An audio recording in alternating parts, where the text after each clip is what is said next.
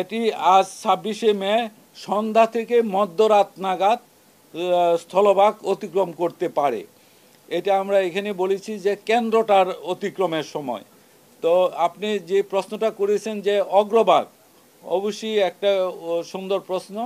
অগ্রভাগ আজ বিকাল 3টার থেকেই উপকূলীয় জেলাগুলিতে, যে সমস্ত জেলা আমি পড়ে শোনালাম, যে উপকূলীয় যে আমাদের 14টা জেলা আছে, সেই সমস্ত জেলাগুলিতে এর অগ্রভাগের প্রভাবে ভারী বৃষ্টিপাত সহ দমকা থেকে জোরো হাওয়া বয়ে যাবে এবং এটা যতই সাইক্লোনটা উপকূলের দিকে অগ্রসর হতে থাকবে ততই সেই দমকা বাতাস এবং বৃষ্টিপাতের পরিমাণ ক্রমান্বয়ে বৃদ্ধি পাবে এবং এটা স্থলভাগের দিকে ততই অগ্রসর হবে এবং ফাইনালি এর যে কেন্দ্র এটি মধ্যরাতের মধ্যে এটা বাংলাদেশের উপকূল অতিক্রম সম্পন্ন হবে।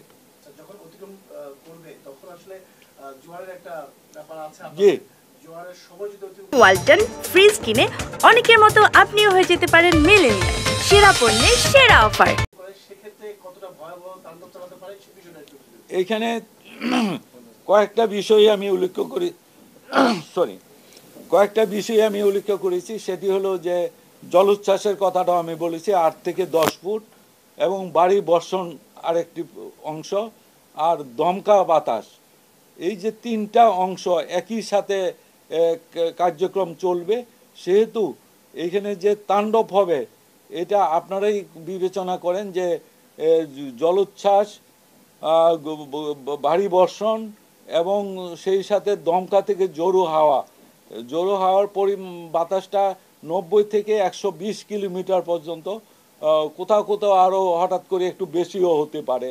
এটা একেবারে পারফেক্ট মেজারমেন্ট নয়, কোথাও 130ও হয়ে যেতে পারে, যে সেই ধরনের বাতাস হবে। সুতরাং এটা অতিক্রমের সময় এবং তার আগে পরে এই যে প্রভাব এটা খুব ভয়াবহ অবস্থায় হবে।